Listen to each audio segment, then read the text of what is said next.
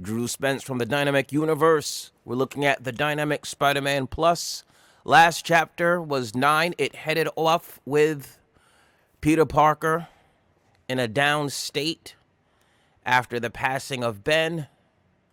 Aunt May doing some reminiscing and thinking, remembering the first time she met Ben and how he asked her to dance, and his line, I guess you could call it his pickup line, is he said to her that by the end of the song that she'd be convinced. You got to imagine he walks up to her and said, hey, by the end of this song, you'll be convinced. You know, someone just walks up to you and says that, and you're like, what are you talking about? So she said to him, convinced of what? And he said that I'll be the only man you'd ever want to dance with again. And what an opening line that he used, which was basically his pickup line, and she remembers that. And that was the beginning of their relationship. So just remember that, as I've said before, in this series, music, songs is very important. Hearing, all that stuff is going to be very important to the story. I'm trying to layer it in already with the moment that she's reminiscing while listening to music. Music alerts Pete that something was going on downstairs. You see that Pete has a little bit of an audio mixer. There's speakers, everything is retro, there's an amp here, so there's a lot of things going on with music in this universe. So just kind of remember that. So fast forward a little bit, we have the aftermath, and Victoria is talking to Maelstrom, a bit of a weasel, shadowy character, and she has her eye on him to see what he's going to be up to. Doc Ock stole some unidentified tech and headed off somewhere that they're not quite sure what he's up to, but they have an idea of where he might go. So a little bit of time passed. This begins chapter 5. We are now in this is, I think, this is the second part of issue 3. So a little bit of time has passed, and we get to see that Peter Parker and his friends are beginning to gel. So now we see that it's Peter Parker, his best friend Elliot, Gwen is here, and also Mary Jane, and their classmates, and slowly gelling together. So I didn't put here, 3 weeks later, 4 weeks later. I'm not telling you the time frame, but I'm giving you enough hint that they've gelled, that this is no longer week 1. So we're not sure how far in the future this is, because it's relatively unimportant. You could just tell that because they have a rapport, this is a little bit into the future. So we drop in the middle of a story. I assume that you've read this upload already for the week. So this is a bit of a recap or a spoiler if you haven't read it. And I'm just doing some of the explaining on how the series is kind of working so far. So she says that we spent the first few weeks scrubbing all the walls. And then Gwen says, so whoever lived there before did some crazy cave art type thing. So now she's explaining this is where Mary Jane lives now in the new house they just moved into, which is Peter Parker's Raina neighborhood. Elliot says, I would have left it that way. Like, I would have left the cool stuff on the walls if when you moved in, there was all this art on the wall. And Pete says, I left my place basically the same. So this is Peter Parker referencing the new apartment he just moved into, which you saw him, which was the room with all the speakers on the wall. So Mary Jane says, guys, you kidding? I'm not sleeping in a room with writing on the walls that no one knows what it means. And then Gwen takes a turn and says, yeah, it could have been evil spells. And Peter Parker, of course, in this universe, has a way with words. He's a reporter. So he says a cursive curse of glyph graffiti. And he's basically saying like, oh, they could have been a curse written in to all that graffiti. Ooh. So Gwen goes into, I love the dazed look on her face. Like she goes into this trance, like this state of telling this scary story. And she says, they say our place was built on sacred ground. Sometimes I think I can feel a cold presence moving among the shadows. Guys, I might live in a haunted house. And it's like, you can tell it's such a fantastic story that after, Mary Jane gets the attention. So if you're not seeing the dynamic here, that's already beginning between. It's like Mary Jane tells a story about the weirdness going on in her house when she first moved in, and Gwen ups her with this crazy, fantastic haunted house story, and everyone is just like, yeah, cool, yeah, okay. You know, they're just not really, into that story. But oh my goodness, I thought that was the funniest thing, that she just jumps in and tries to take over with this crazy haunted house story that no one kind of goes for. But yeah, so Peter Parker says his apartment was owned by a music guy that just disappeared and left everything behind. I mean, walls of speakers. And this is Peter Parker talking about the wall of speakers in his house.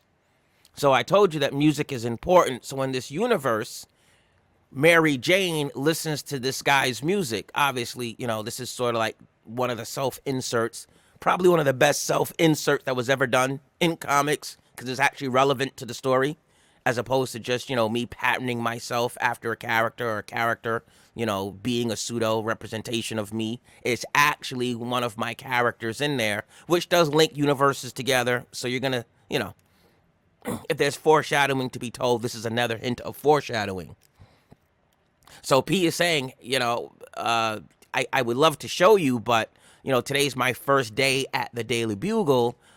I have work to do. Like, I don't really have time to just run around.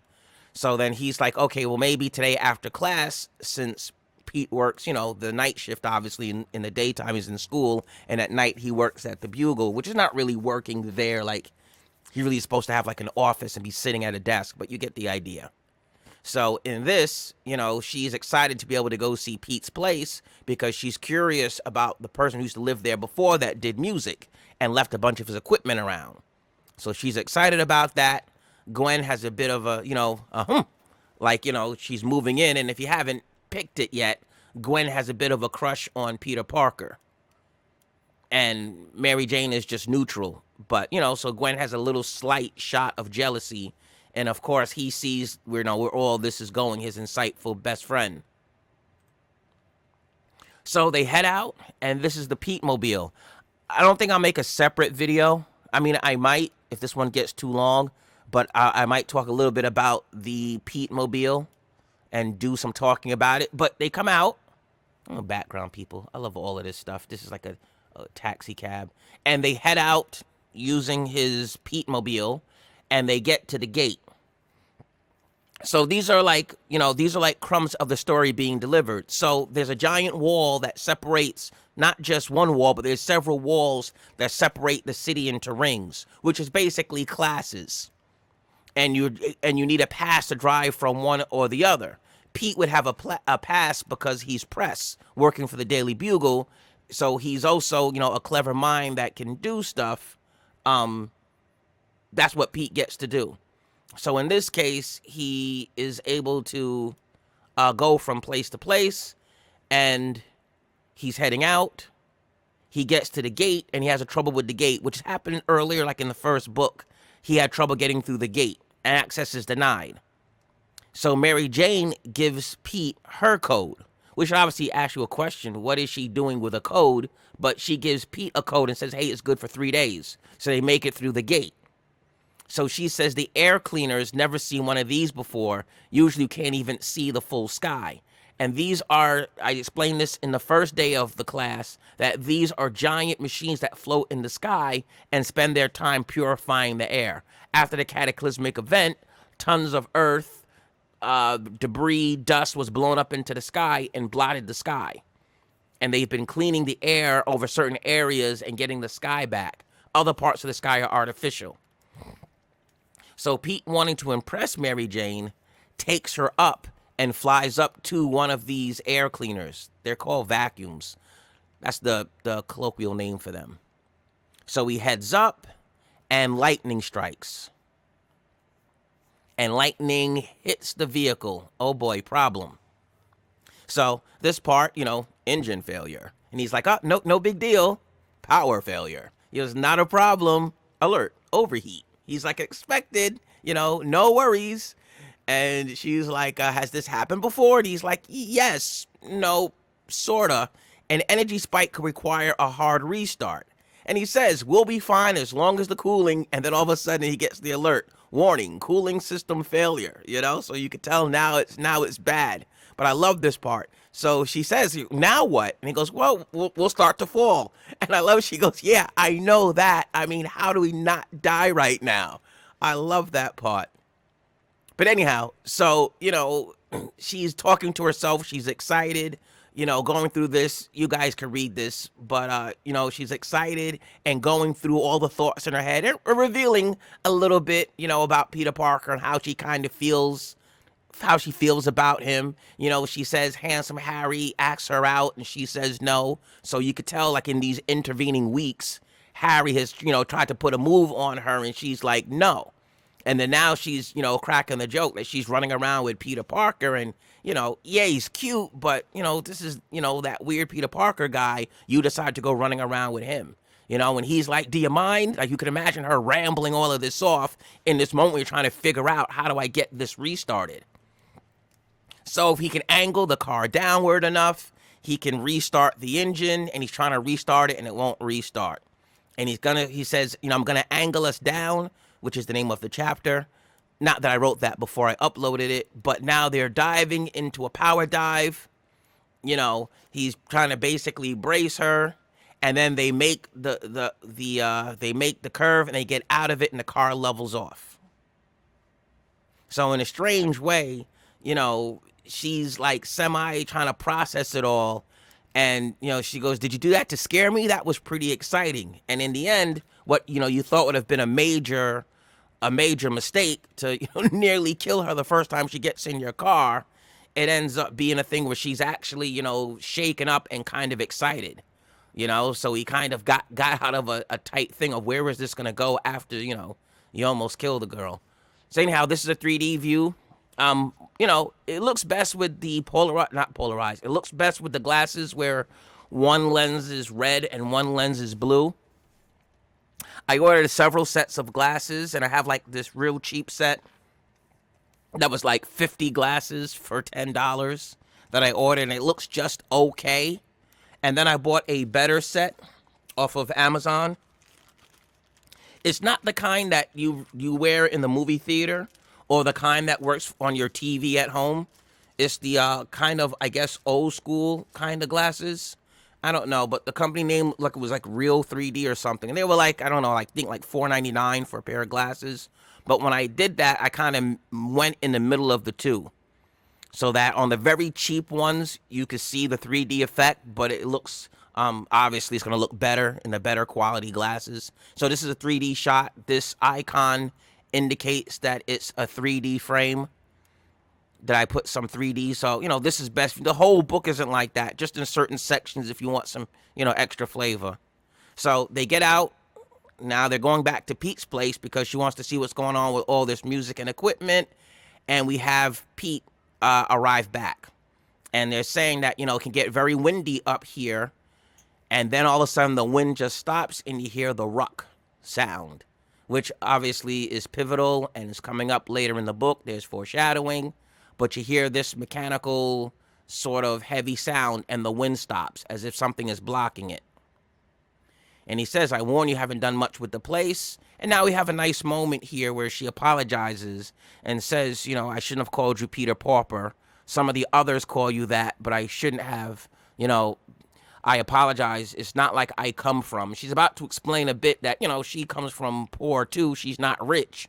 Ben has a nice gig doing some of his journalistic stuff. He's a longtime reporter with a whole career, so he's able to live in a decent part of the city. But something like getting to Stark University, St. Arc, is going to be from having, you got to be exceptional. And Pete's pretty much a genius, and Mary Jane got there on a communications scholarship. So we're getting a lot of foreshadowing on the build of the characters. But he tells her, don't apologize. We do the best with what we got, Plain Jane. And he cracks on her and calls her Plain Jane. So he gives her a little stinger of a name, and that would be it. So Peter Parker makes the trip with Mary Jane back to his place for the first time. She's pursuing her interest in this music and equipment and all of that stuff that Pete seems to have inherited from the guy that lived there before. And that's what's happening in our issue 10. I think this is 15 minutes, so I think I'm going to make a separate video where I go over the Pete Mobile, what I call it, his Beetle car, the gravity lifting vehicle. I think I'll make a separate video for that. So that is it for this week. This takes us to be officially halfway through the third issue. There's 8 total that are already completed. I am simply sharing them on the internet, and this is my explainer video where I go over some of the details. I'm not sure if you guys want me to spend more time on the actual production part and talk about how it was made or what inspired me putting this together, or would you rather just stick to the story and have the story get broken down? You can leave me some comments. Don't forget to subscribe. Follow me. Right now it's on webtoons.com is where you can go. The link is in the description for the video. I think that's all the information you need. I will see you guys in a week. It uploads and updates on Thursday and sometimes on Friday. I kind of do want to accelerate the story. So I don't know if there will be another upload tomorrow. Quite possibly. Either way, I will see you guys in a week. If not, feedback is appreciated. This is the Dynamic Spider-Man Plus, created, written, everything illustrated by Drew Spence. The Dynamic Universe.